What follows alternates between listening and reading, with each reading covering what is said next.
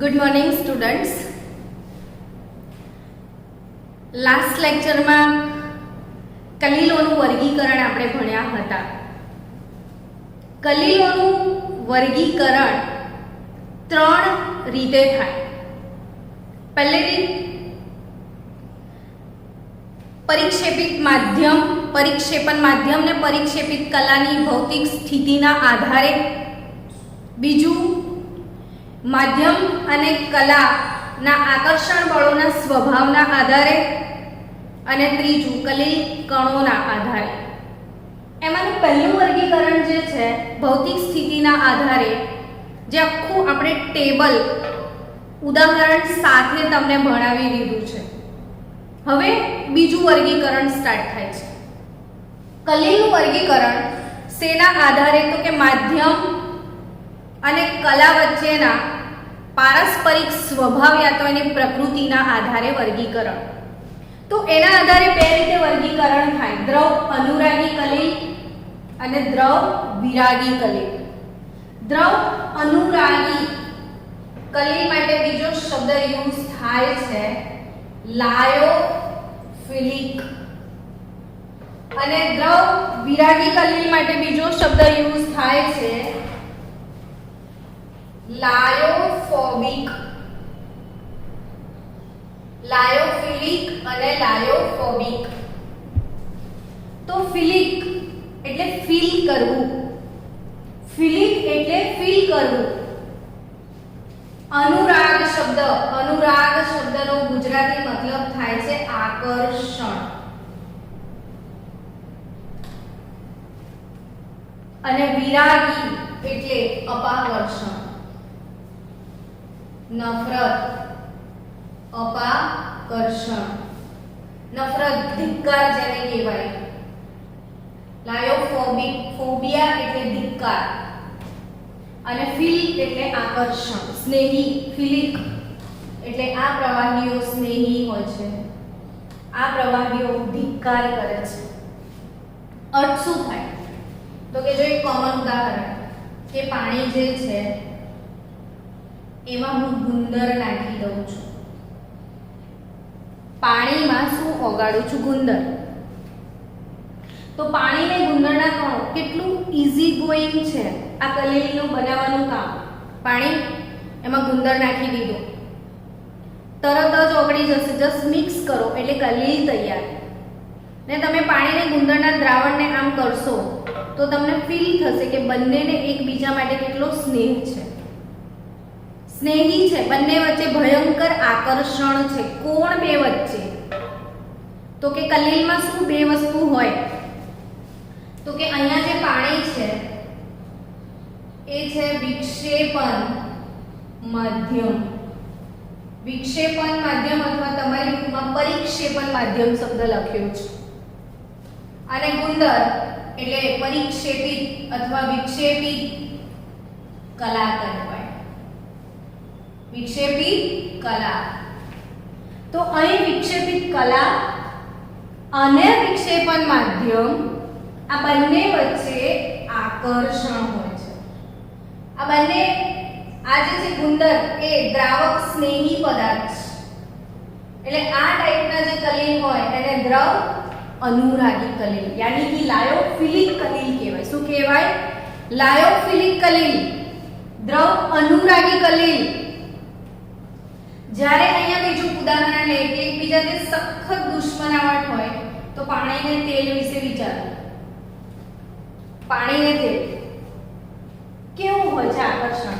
તો કે આજે એક્સપેરિમેન્ટ કરજો. ગ્લાસમાં પાણી લઈને તેલ નાખજો, બિલકુલ બંને વચ્ચે કોઈ સ્નેહ નામની વસ્તુ જ નથી. પાણી કદી તેલને બોલાવતો જ નથી, યા તેલ કદી પાણી જોડે વાતો કરતું જ નથી. બંને વચ્ચે દુશ્મન આવે. તમને એવું ઈચ્છા થાય કે બળજબરીપૂર્વક આ લોકોને દોસ્ત બનાવી દઈએ ને બંનેની વચ્ચે ફ્રેન્ડશિપ કરાવવાની ઈચ્છા છે તેલ પાણીની. અને તમે એને મિક્સરમાં નાખી દો અને અડધો કલાક મિક્સર ફરાવો. અડધો કલાક મિક્સર ફરાયા પછી પણ એને ફરીથી ગ્લાસમાં કાઢી લેજો અને થોડી વાર પછી જોજો પાછા બંને હતા તેવા ને તેવા.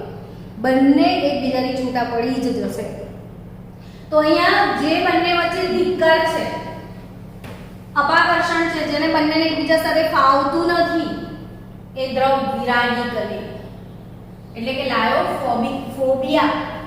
ફોબિયા એટલે ધિક્કારવું, ફોબિયા એટલે ધિક્કારવું. તો અહીંયા લાયોફોબિક કલેલ એટલે ધિક્કાર છે જે બંને વચ્ચે આકર્ષણ નામની વસ્તુ જ નથી. કે લાયોફોબિક કલેલ દ્રવ વિરાગી કલેલ અને જેના બંને વચ્ચે સ્નેહ છે એ દ્રવ અનુરાગી કલેલ કહેવાય. એના ઉદાહરણ જોઈએ તો ગુંદર, સ્ટાર્ચ, જીલેટી, આ બધા પદાર્થો પાણી જોડે સ્નેહી પદાર્થો છે. આમની ખાસિયત શું છે? તો કે આ જે કલેલ છે ને એ સ્થાયી હોય છે. પાણીને ગુંદરને ભેગા કરીને મૂકી દો, 10 વર્ષની બોટલ પડી રહેશે તો શું થશે? બગડશે નહીં. સ્થાયી કલેલ છે, એને કઈ પ્રોબ્લેમ થતો નથી. પણ આ અસ્થાયી કલેલ છે. કઈ રીતે? તો કે તમે ઘરમાં કોલ્ડ ક્રીમ વાપરો છો, બરાબર? અત્યારે આપણે વિન્ટરની અંદર કોલ્ડ ક્રીમ લાવતા હોઈએ તો કોલ્ડ ક્રીમ શું છે? તો કે તેલ અને પાણીને મિક્સ કરીને બનાવેલું કલેલ છે. હવે તેલ અને પાણીને કોઈને કોઈ પ્રકારે એ લોકોએ મિક્સ કર્યું. જેમ કે હું તમને એક ઉદાહરણ આપું, એક ક્વેશ્ચન પૂછું, બરાબર? કે તેલ અને પાણી ભેગા થાય ખરા? જવાબ ના થાય ને. ઓકે, હું કરી બતાવું. તમે ઘરે આજે પ્રેક્ટિકલ કરજો કે ગ્લાસ, એમાં થોડું તેલ લેજો, થોડું પાણી લેજો ને એમાં ત્રીજો પદાર્થ થોડો ડિટર્જન્ટ પાવડર નાખીએ અથવા સાબુ નાખજો તો બંને મિક્સ થઈ જશે. આપણી મમ્મી જે સબ્જી બનાવે છે તાવડીમાં બહુ બધું તેલ હોય છે ને એ તેલવાળી તાવડીને ખાલી પાણીથી સાફ કરો તો નહીં થાય, પણ ચીકણા વાસણોને તમે સાબુથી સાફ કરો છો તો તેલ ધોવાઈ જાય છે અને પાણીથી જ ધોવાય છે એ તેલ. અર્થાત તેલ અને પાણીને ભેગા કોણ કરી શકે? સાબુ. જો તમારે પાણીને તેલને ભેગા કરવા છે તો ત્રીજો પદાર્થ નાખવો પડે ને એ ત્રીજો પદાર્થ શું? તો સાબુ અથવા ડિટર્જન્ટ તમે નાખી શકો છો. અને કેમ એ સમજજો તો કે સાબુને છે ને આવી રીતે પૂંછડી છે અને માથું પણ છે. સાબુનો જે હાઇડ્રોકાર્બન ભાગ છે થોડી વાર પછી આપણે આની ડિટેલ ડિસ્કશન આવે જ છે, પણ ફિલહાલ અહીંયા મારે જરૂર છે કે સાબુનો જે પાછલો ભાગ છે એ તેલ સ્નેહી છે અને સાબુનો જે માથાવાળો ભાગ છે એ પાણી સ્નેહી છે. માથાને પાણી ગમે છે, પૂંછડીને તેલ ગમે છે. હવે તેલ અને પાણીમાં જો સાબુના કણો છોડી દો તો પૂંછડી તેલમાં અને માથું પાણીમાં, એટલે પાણીને તેલ ભેગા થઈ જ જશે. તો આ લાયોફોબિક કલેલ જો તમારે બનાવવાની ઈચ્છા છે, તમને ક્વેશ્ચન થાય મનમાં કે મેડમ આ બે લોકો ભેગા જ નહીં થતા તો કલેલ બનાવવાનો સવાલ ક્યાંથી આવે?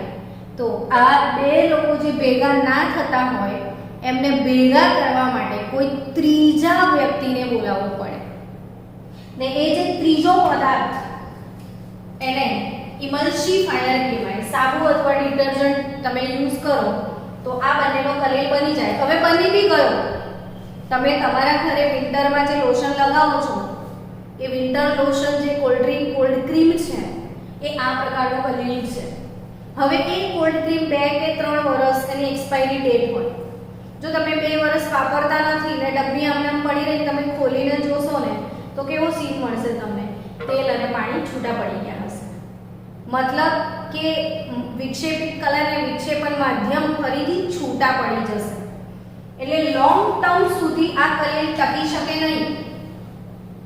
અર્થાત આ કલેલ કેવો હોય છે? અસ્થાયી હોય છે. લોંગ ટર્મ સુધી સ્થાયી રહી શકતો નથી. બીજી આ કલેલની વાત કરું તો આ પરિવર્તનીય સોલ છે. આ કેવો સોલ છે? પરિવર્તનીય સોલ છે. મેં એક લેક્ચરમાં તમને આ વસ્તુ પણ શીખવાડેલી. સોલ, જેલ અને ઇમલ્શન. સોલ, જેલ અને ઇમલ્શનની વાત કરીએ ને તો સોલ એટલે શું? તો સોલ એટલે સોલિડ ઇન લિક્વિડ. સોલ એટલે શું? Solid in liquid. જેલ એટલે શું? Liquid in solid. ઘન પ્રવાહીમાં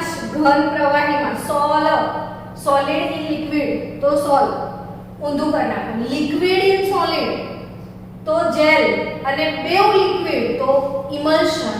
ને ગુજરાતી શબ્દ શું છે? પાયસ. ઇમલ્શન માટે ગુજરાતી વર્ડ શું છે? પાયસ. તો અહીંયા સોલ જેલ, આ કેવો સોલ છે? પરિવર્તનીય સોલ. કઈ રીતે?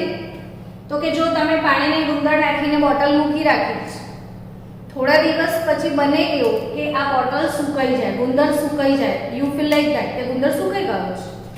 ઓકે, તમે દ્રાવણ બનાવ્યું તો પાણી સુકાઈ ગયું, ધેટ ઇઝ પાણી ઉડી ગયું, વિક્ષેપણ માધ્યમ દૂર થઈ ગયું, ડઝન્ટ મેટર, તમારે ફરી વાપરવું, થોડું પાણી નાખી દો. એટલે સુકાયેલા ગુંદરમાં તમે પાણી નાખશો તો આ વાળું જે સોલ તમે ફરીથી મેળવી શકો છો. સમજ્યા કે નહીં? આ સોલ બનાવ્યા પછી પાણી ધારો કે ઉડી ગયું તો ફરી દ્રાવક નાખવાથી ફરીથી સોલ મળી શકે. એટલે આ કેવું સોલ કહેવાય? પરિવર્તનીય સોલ. જ્યારે આ બગડી ગયું ફરીથી પાછું મેળવી શકાશે નહીં. એટલે આ કેવું સોલ છે? અપરિવર્તનીય સોલ છે. તો આ અપરિવર્તનીય સોલ છે. આ કેવું સોલ છે? પરિવર્તનીય. તો આજે આપણે કલીલોનું વર્ગીકરણ શીખ્યા. દ્રવ અનુરાગી અને દ્રવ વિરાગી. દ્રવ અનુરાગી કલીલ એટલે શું? તો કે જેમાં માધ્યમ અને કલીલ કણો વચ્ચે આકર્ષણ હોય. ગુંદર, સ્ટાર્ચ, જિલેટીન, જ્યારે પાણી, તેલ. બીજા એના એક્ઝામ્પલ તમારી ટેક્સ્ટ બુકમાં જો હોય તો અહીં ધાતુઓ, તેના સલ્ફાઇડ વગેરે જેવા પદાર્થો જ્યારે પરિક્ષેપણ માધ્યમમાં મિશ્ર કરવામાં આવે, એટલે એનું ઉદાહરણ તમને આપું હું કે સલ્ફાઇડ યુક્ત જે કાચી ધાતુ છે, સલ્ફાઇડ યુક્ત કાચી ધાતુ જેમ કે cuprous sulphide, zinc sulphide, lead sulphide. તો આવી જે સલ્ફાઇડ યુક્ત કાચી ધાતુના કણો જે છે એ પાણીથી દૂર ભાગે છે. સલ્ફાઇડ યુક્ત કાચી ધાતુના કણો કોનાથી દૂર ભાગે છે? પાણીથી. અને એટલે જ એમને શુદ્ધ કરવા માટે યાદ કરો ધોરણ 10 ફીણ પ્લવન પદ્ધતિ. યાદ આવ્યું? ફીણ પ્લવન પદ્ધતિ. આમાં શું કરતા હતા ખબર છે? તેલ અને પાણી મિક્સ કરતા હતા. તેલ લેતા હતા અને બીજું શું લેતા હતા? પાણી નાખતા હતા. હવે તમને ખ્યાલ છે કે જો તમે તેલ અને પાણી મિક્સ કરો તો ઉપર બાજુ શું જતું રહેશે? તેલ જતું રહેશે. નીચે બાજુ શું જતું રહેશે? પાણી આવતું રહેશે. હવે એમાં આ નાખી દો કાચી ધાતુનો પાવડર. તો જે ધાતુના કણ છે ને એ બધા તેલમાં આવી જશે. ધાતુના કણ શેમાં આવી જશે? તેલમાં. મેં રેતી, માટી, કચરો આ બધું શેમાં જતું રહેશે? પાણીમાં. એટલે આના લીધે ધાતુના કણ છૂટા પડી જશે. તો અહીંયા આ જે સલ્ફાઇડ યુક્ત કાચી ધાતુઓ છે પાણીનો ધિક્કાર કરે છે. એ તેલ માટે સ્નેહી છે. એટલે આ દ્રવ વિરાગી અને દ્રવ અનુરાગી સોલ. હવે એના પછીનું વર્ગીકરણ આપણે ભણીશું.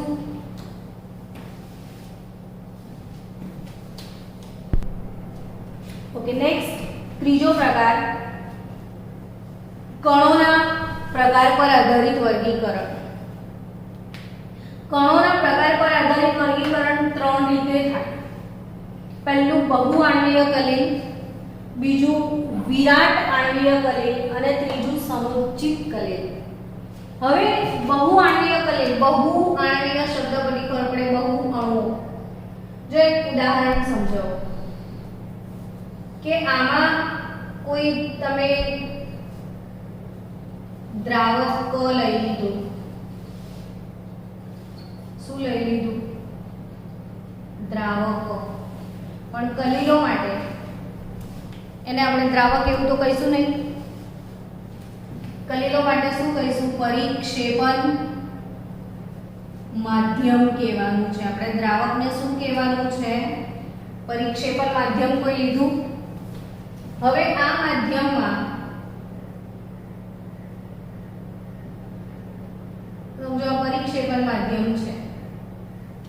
હવે આ માધ્યમમાં કોઈ પાવડર ગોલ્ડ કે સલ્ફરનો પાવડર તમે નાખી દીધો. આ ઘટનાને પાવડર નાખીને ઓગાળવાની ઘટનાને શું કહેવાય બાળકો? વિલયન કહેવાય. શું કહેવાય? વિલયન. હવે આને તમે આ પાવડર નાનો હતો એ દ્રાવકમાં માધ્યમમાં નાખ્યો તો ઘટના શું બનશે જોજો. આ એક નાનો કણ, આ એક નાનો કણ, આ નાનો કણ આકર્ષાઈ જશે એની જોડે ને એક મોટો કણ બનાવી દેશે. આ નાના નાના કણો આકર્ષાઈને શું કરે? આ બધા કણો ભેગા થઈ ને મોટા કણોમાં રૂપાંતરિત થઈ જશે. ખ્યાલ આવ્યો તમને? શબ્દ શું છે? બહુ આણ્વીય કલી. બહુ યાને મોર ધેન વન. તો અહીંયા જે નાના પાવડરના કણો હતા એ પાવડરનો એક કણ બીજા સાથે આવ્યો, બીજો ત્રીજા સાથે આવ્યો, ચોથો આવ્યો, એમ કરીને મોટું બની ગયો. ક્વેશ્ચન અરાઇઝ થાય તમને મોટું બનવાની શું જરૂર? તો યસ, આપણે નતા શીખ્યા કે કલીલ કણો જે છે ને, કલીલ કણો એની જે સાઈઝ છે ને એની હદ કઈ હતી? તો 1 નેનોમીટર થી લઈને 1000 નેનોમીટરની વચ્ચેના કણો હોય ને તો જ કલીલ બને. એટલે અહીંયા જે ટેણિયા મેણિયા કણો હતા એ ટેણિયા મેણિયા કણો ભેગા થઈ જાય છે, મોટો કણ બને છે. એટલે નામ શું રાખ્યું છે? બહુ આણ્વીય. હજારોની સંખ્યામાં કણો ભેગા થશે. આજે સલ્ફરનો અને ગોલ્ડનો સોલ્વ બનાવીએ ને તો સલ્ફરના ઝીણા ઝીણા કણો ભેગા થઈને એક મોટો કણ બનાવી દે ને એ કણની સાઈઝ આ સાઈઝની વચ્ચે પડી જાય અને એટલે એને કેવો કલીલ કહેવાય? બહુ આણ્વીય કલીલ. કેવો કલીલ કહેવાય? બહુ આણ્વીય કલીલ. હવે આપણે વાત કરીએ વિરાટ આણ્વીય કલીલની. આના એક્ઝામ્પલ યાદ રાખજો જે તમને એમસીક્યુ માં પૂછશે. સલ્ફર સોલ અને ગોલ્ડ સોલ. તમને ખબર છે સલ્ફર S8 તરીકે હોય છે. સલ્ફર એક્ચ્યુઅલી પોતે એક અણુ 8 સલ્ફરના પરમાણુઓનો બનેલો છે અને આવા નાના નાના S8 ના બી ઢગલો કણો ભેગા થઈને કલીલ કણ બને છે. તો સલ્ફર અને ગોલ્ડનો જે સોલ છે ને એ કેવો છે? બહુ આણ્વીય કલીલ. હવે વિરાટ આણ્વીય કલીલની વાત કરીએ તો આનાથી ઊંધું એટલે શું? તો કે જો પરિક્ષેપણ માધ્યમ છે એમાં તમે વિરાટ અણુ નાખો છો. વિરાટ અણુમાં નામ પહેલું કોનું આવે? પોલિમરનું જ આવે. 5-10 પોલિમરના નામ બોલવાના થાય તો આવડે તમને. નાયલોન, રેયોન, પોલિએસ્ટર, આ બધા પોલિમર. 5-7 પોલિમરના નામ બોલો. પોલિમર વિરાટ અણુ છે. વિરાટ અણુને જ્યારે વિક્ષેપણ માધ્યમમાં નાખવામાં આવે તો આ મોટો અણુ જે હોય એ જ્યારે અંદર જાય તો નાના નાના કણોમાં ડિવાઈડ થઈ જાય અને એ કણની સાઈઝ કેટલી હોય તો 1 નેનોમીટર થી લઈને 1000 નેનોમીટરની સાઈઝમાં કન્વર્ટ થઈ જાય. અહીંયા નાના અણુ ભેગા થઈને આ સાઈઝની અંદર આવે છે. અહીંયા મોટો અણુ તૂટીને આ સાઈઝમાં આવે છે. એટલે વિરાટ આણ્વીય કલીલ એટલે શું? તો મોટા મોટા કણો તૂટીને ટુકડા થઈને નાના નાના કલીલ કણોમાં ફેરવાય છે. ન્યુક્લિક એસિડ, પ્રોટીન એ વિરાટ આણ્વીય છે. એ પ્રોટીન એ વિરાટ હોય છે અને તૂટીને નાના ટુકડાઓ માટે પ્રોટીનનું દ્રાવણ કયું કલીલ કહેવાય? વિરાટ આણ્વીય કલીલ. એટલે પોલિમરમાંથી જે બને એ વિરાટ આણ્વીય કલીલ. અને ત્રીજો બહુ જ સરસ મજાનો ટોપિક છે સમુચ્ચિત કલીલ, જે બોર્ડવાળાને પણ બહુ ગમે છે, મને પણ બહુ ગમે છે. તો બહુ જ સરસ ટોપિક છે સમુચ્ચિત કલીલ, એસોસિએટેડ કોલોઇડ. એને આપણે બહુ જ શાંતિથી સમજીએ કે આ એસોસિએટેડ કોલોઇડ શું છે. ચલો નેક્સ્ટ આપણો બહુ જ સરસ મજાનો અને મારો ફેવરિટ એસોસિએટેડ કોલોઇડ જેને કહેવાય સમુચ્ચયિત કલીલ. ને સમુચ્ચયિત કલીલ એટલે એસોસિએશન એટલે સમુચ્ચય. બહુ બધા લોકો ભેગા થાય એને સમુચ્ચિત કલીલ કહેવાય. સમુચ્ચિત કલીલનું સરસ મજાનું જો કોઈ ઉદાહરણ હોય ને તો એ છે સાબુ અથવા તો પ્રક્ષાલકો જેને આપણે ડિટર્જન્ટ કહેતા હોઈએ છીએ. તો સાબુ અને પ્રક્ષાલકો એટલે ડિટર્જન્ટ. હવે આ સાબુ એક્ચ્યુઅલી બાળકો છે શું? તો કે સાબુ એટલે ફેટી એસિડ નો સોડિયમ કે પોટેશિયમ ક્ષાર. સાબુ એટલે શું છે? તો કે ફેટી એસિડ નો સોડિયમ કે પોટેશિયમ ક્ષાર છે. સાબુ એટલે શું? ફેટી એસિડ નો સોડિયમ કે પોટેશિયમ ક્ષાર. હવે લોંગ રેન્જ નો જે ફેટી એસિડ છે, ધારો કે CH3 CH215 15 કાર્બન ને એક 16 કાર્બન અને COO માઈનસ Na પ્લસ.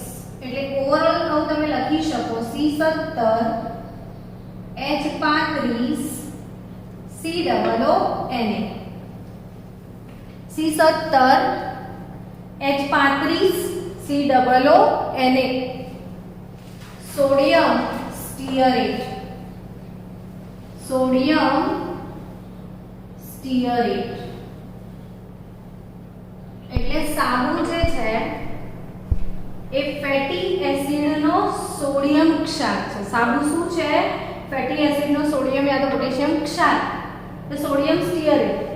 હવે અહીંયા જે તમે જોઈ શકો છો બાળકો CH3 CH2 15, આનો અર્થ શું થયો કે CH3 પછી CH2 CH2 CH2 CH2 એવા 15 CH2 અર્થાત હાઇડ્રોકાર્બન ભાગ થયો. જો આપણે એને લખીએ કે અહીંયા CH3 તો આ રીતે 1 2 3 4 5 6 7 8 9 10 11 12 13 14 15 16 અને આ 17 નંબરનો જે કાર્બન છે એ C double bond O minus ને Na પ્લસ.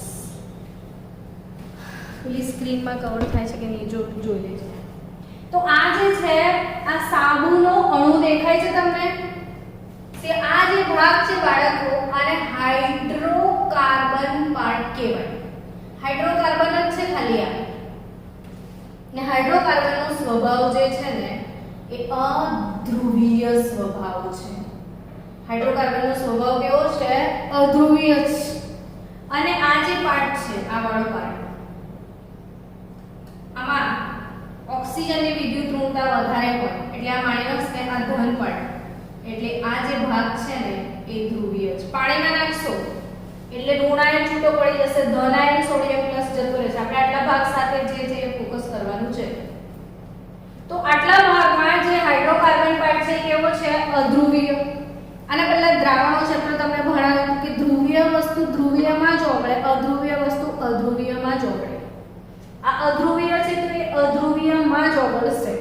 આ ધ્રુવીય છે તો એ ધ્રુવીય તરફ જ જશે. તો ધ્રુવીય ધ્રુવીય, અધ્રુવીય અધ્રુવીય. તો અધ્રુવીય વસ્તુ એટલે આ તેલમાં ઓગળે. તેલ અધ્રુવીય છે, પાણી ધ્રુવીય છે. એટલે આ ધ્રુવીય છે ને પાણી પણ કેવું છે? ધ્રુવીય જ છે. તો આ પાણી પ્રેમી જનતા છે. આ કેવી છે? તેલ પ્રેમી. એટલે આ ભાગ જે છે તેને પૃચ્છ કહેવાય. પૃચ્છ એટલે યાદ રાખજો તેલ. અને તેલને ગમે છે શું? તો કે તેલ. તેલને શું ગમે છે? તેલ. આવું યાદ રાખજો, મેચિંગ બહુ જ સરસ છે. પૃચ્છ એટલે તેલ ને તેલ goes into તેલ. તેલ goes into તેલ. તો આ જે તેલ છે એ તમારી લેંગ્વેજમાં આપણે પેલું લાયોફિલિક ને લાયોફોબિક ની વાત કરતા હતા. લાયોફિલિક પણ જ્યારે અહીંયા આપણો દ્રાવક પાણી હોય છે, પાણી, તો પાણીને હાઇડ્રો કહેવાય. એટલે આ હાઇડ્રોફિલિક કહેવાય. પાણી માટે હાઇડ્રો શબ્દ વપરાય. એટલે આ તેલ જે છે ને એ હાઇડ્રોફોબિક કહેવાય. અને માથું જે છે એ હાઇડ્રોફિલિક છે. માથું કેવું છે? હાઇડ્રોફિલિક. તેલ કેવું છે? હાઇડ્રોફોબિક. તો આ જે પાર્ટ હાઇડ્રોફોબિક એટલે આપણે શુદ્ધ ગુજરાતી ચોપડી વાળી વાપરીએ તો જળ વિતરાગી પાર્ટ. જળ પેલું શું? જળ વિરાગી અથવા જલ વિતરાગી પાર્ટ છે ને આ જળ અનુરાગી કહેવાય. માથું જે છે એ ધ્રુવીય છે બાળકો. C=O ધ્રુવીય સમૂહ હોવાથી ધ્રુવીય વસ્તુ તરફ જાય એટલે જળ અનુરાગી. ધ્રુવીય ડિઝોલ્વિંગ ધ્રુવીય પાર્ટ, જળ અનુરાગી પાર્ટ તરફ માથું રહેશે. આ જ વસ્તુને હું શોર્ટકટમાં તમને બતાવું તો આ જે પૃચ્છ છે અને આ હેડ કહેવાય. આ શું કહેવાય? હેડ એટલે શીર્ષ. અને આ ટેલ કહેવાય એટલે પૃચ્છ. તો ટેલને ગમે છે તેલ, હેડને ગમે છે પાણી. હવે વિચારો કે તમારા કોઈ કાપડ પર ડાઘ લાગી ગયો છે. કાપડ પર શું લાગે છે? ડાઘ. તો આપણા કાપડ પર વધારે ડાઘ શર્ટ પર કોલરમાં લાગે. કેમ? કોલર બોડીના કોન્ટેક્ટમાં આવે, ત્યાં તેલ હોય છે. હાથના પેલા એના પર, કારણ કે અહીંયા તેલ હોય છે, ઓઇલ. જ્યાં તેલ હોય ને ત્યાં જ ધૂળના કણ જમા થાય એટલે મેલ બને. તો કપડા પર જે મેલ છે એનું કારણ તેલ છે. કપડા પર મેલ છે એનું કારણ કોણ છે? તેલ. હવે માની લો કે તમારા શર્ટ પર આવો મેલનો ડાઘ લાગ્યો છે. આ મેલ છે. મેલનો જે ડાઘ લાગ્યો છે કોના લીધે છે બાળકો? તેલના લીધે છે. હવે જ્યારે તમે આ સાબુ લગાવી રહ્યા છો તો સાબુના જે આ નાના નાના સોલ્જર છે, આ એક નાનો સૈનિક છે સાબુનો. ટૂંકમાં સાબુ પાણીમાં વળશે ત્યારે આવા ધૂણાયનો પેદા થશે અને આ ધૂણાયનોમાં બે ભાગ છે, એક તેલ અને એક હેડ. તેલ goes into તેલ. શું યાદ રાખશો? તેલનું મેચિંગ તેલ. તેલ ક્યાં જાય? તેલમાં. યાદ રાખવા માટેની ટ્રીક છે. તેલ goes into તેલ and where there is a tail there is always smell. સમજ્યા? તો મેલ ત્યાં જ હોય જ્યાં શું હોય? તેલ. અને જ્યાં તેલ હોય ત્યાં શું હોય? તેલ. એટલે જ્યારે સાબુ લગાવવામાં આવે તો બહુ બધી તેલ આવી રીતે બધા આયનો પોતાની તેલ ઘૂસાડી દે તેલમાં. અને પછી બહુ બધા સૈનિકો જેવો સાબુ લગાય એવો એમનો જે બોસ હશે એ એવું કહે કે આક્રમણ. ને જબરદસ્ત સૈનિકોએ જો બિચારા પર આક્રમણ કરી નાખ્યું છે. બધાનું માથું બહાર છે. શું બહાર છે? માથું. માથું એટલે હેડ બહાર છે. કેમ? હેડ વાળું છે એટલે પાણી ગમે છે એટલે તેલ નહીં ગમતું એટલે હેડ જે છે ને બહાર બેસી જશે ને તેલમાં જતી રહેશે. હવે આ જે રચના બની આને મિસેલ કહેવાય. મિસાઇલ બનાવી દીધી આ લોકોએ, બોમ્બ ફોડવાના છે. શું બનાવ્યું છે? આ મિસેલ. શું બનાવ્યું છે? મિસેલ. અને આ જે મિસેલ છે ને એ ચોક્કસ સાંદ્રતાએ જ રચાય. મિસેલની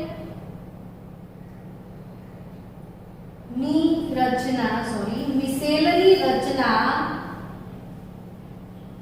જે ચોક્કસ સાંદ્રતા પર થાય. મિસેલની રચના જે ચોક્કસ સાંદ્રતા પર થાય તેને ક્રાંતિક મિસેલ કોન્સન્ટ્રેશન. સાંદ્રતા એટલે કન્સન્ટ્રેશન. ક્રાંતિક મિસેલ કોન્સન્ટ્રેશન CMC કહેવાય. આ CMC એટલે શું? ક્રાંતિક મિસેલ કોન્સન્ટ્રેશન. ઘણા લેડીઝ બહુ ચીંગુસ હોય, આખી ડોલ ભરીને પાણી લે ને એક જ ચમચી પાવડર નાખે, ડિટર્જન્ટ પાવડર. હવે બકેટ ભરીને પાણી લો છો અને ખાલી 1 સ્પૂન ડિટર્જન્ટ પાવડર નાખો છો તો જે મેલવાળા કપડા પર મેલ ને ડાઘ લાગેલા છે ત્યાં મિસેલ બનશે ખરી? નહીં બને. કારણ કે મિસેલની જરૂરિયાત શું છે? ચોક્કસ સાંદ્રતા. અમુક લિમિટ કરતા ઓછો ડિટર્જન્ટ નાખશો તો મિસેલ કોન્સન્ટ્રેશન ક્રિએટ નહીં થાય ને એ કોન્સન્ટ્રેશન ઓછું હશે તો સૈનિકો એટલા બધા મળશે નહીં, મિસેલ બનશે નહીં ને ડાઘ દૂર થશે નહીં. એટલે તમારે પ્રોપર ડિટર્જન્ટ પાવડર નાખવો પડે, તો જ મિસેલ કન્સન્ટ્રેશન ક્રિએટ થશે. હવે આ જે મિસેલ કન્સન્ટ્રેશન માટે તમે વોશિંગ મશીનમાં જો ટેમ્પરેચરનું પણ એક બટન હોય છે, એક પ્રોપર ટેમ્પરેચર પણ હોય છે જ્યાં મિસેલ બનતો હોય છે. તો મિસેલની રચના અમુક ચોક્કસ તાપમાને થાય છે. મિસેલની રચના જે ચોક્કસ તાપમાને થાય એને ક્રાફ્ટ ટેમ્પરેચર કહેવાય. Craft temperature. તો ક્રાફ્ટ તાપમાન શું છે? તો કે જે ચોક્કસ તાપમાને મિસેલની રચના થાય એને કયું ટેમ્પરેચર કહેવાય? Craft temperature. તો મિસેલની રચના પણ એક ચોક્કસ ટેમ્પરેચર પર જ થશે. મિસેલની રચના પણ એક ચોક્કસ સાંદ્રતાએ થશે અને ક્રાંતિક મિસેલ સાંદ્રતા કહેવાય અને ક્રાફ્ટ તાપમાન કહેવાય. ક્રાફ્ટ તાપમાને મિસેલ બન્યું છે. આશરે 100 જેટલા સોલ્જર્સ આના પર હોય. કેટલા સૈનિકો હોય? 100 જેટલા અણુઓનો સમુચ્ચય બન્યો છે બાળકો, સમુચ્ચિત કરેલ. કેટલા સોલ્જર્સનો સમુચ્ચય છે? અહીંયા 100 જેટલા. તો આ જે સમુચ્ચય ભેગા થયા છે એને સમુચ્ચય કહેવાય. એસોસિએશન, એસોસિએટેડ કોલોઇડ છે. તો આ એસોસિએશન થી તેલની આજુબાજુ ઘેરો લગાવી દીધો છે આ લોકોએ. હવે શું થશે? તો કે તમે સાબુ લગાવ્યા પછી બ્રશ કરશો, પછી કપડાને આવી રીતે આપણે પાણીમાં ડુબાડીએ છીએ. તો પાણી નાખવાથી વોટ વિલ હેપન? તો કે પાણી નાખીશું તો આ માથું જે છે એને શું ગમે છે? પાણી. તો પાણીની સાથે કોણ જતું રહેશે? ડોલમાં કપડું નાખીને આમ બહાર કાઢશો તો પાણી સાથે કોણ જતું રહેશે? આ માથું. માથા સાથે કોણ જાય? તેલ. તેલ સાથે કોણ જાય? તેલ. અને તેલ સાથે કોણ જાય? સમજ્યા? પાણીમાં કોણ જશે? માથું. માથા સાથે જાય તેલ, તેલ સાથે જાય તેલ ને તેલ સાથે નીકળી જશે મેલ. તો આ થઈ સ્વચ્છીકરણની પ્રક્રિયા સાબુની. તો અહીંયા સાબુની સ્વચ્છીકરણની પ્રક્રિયા એટલે સમુચ્ચિત કલીલ. વિડિયો રિવાઇઝ કરી લેવાનો એટલે તમને ફરીથી ટોપિક રિવાઇઝ થઈ જશે. બટ એક્ચ્યુઅલી આ થઈ સાબુની વાત. જો ડિટર્જન્ટની વાત કરીએ તો ડિટર્જન્ટમાં પણ આવો જ હાઇડ્રોકાર્બન પાર્ટ હોય છે. ડિટર્જન્ટ એટલે સાબુ વચ્ચે ફરક શું બાળકો? તો કે ડિટર્જન્ટ એટલે ફેટી એસિડના કાર્બોક્સિલેટ ક્ષાર. ફેટી એસિડના કાર્બોક્સિલેટ ક્ષાર જે છે એ સાબુ, પણ એ જ ફેટી એસિડનો સલ્ફોનેટ ક્ષાર તમે લખો છો. સલ્ફોનેટ ક્ષાર SO4 Na+. સલ્ફોનેટ ક્ષાર તો એ ડિટર્જન્ટ. એટલે ડિટર્જન્ટને સાબુમાં આટલો ડિફરન્સ છે કે ફેટી એસિડનો કાર્બોક્સિલિક સોલ્ટ એટલે સાબુ, fatty એસિડનો sulphonate salt, sulphonate SO3H, sulphonic એસિડનો જે ક્ષાર છે એ શું છે? ડિટર્જન્ટ. આમાં પણ એક ધ્રુવીય ભાગ છે ને બીજો અધ્રુવીય ભાગ છે. આ બંને આ જ સેમ રીતે કાર્ય કરે છે સમુચ્ચિત કલીલ બનાવીને. તો મળીએ આપણે નેક્સ્ટ લેક્ચરમાં.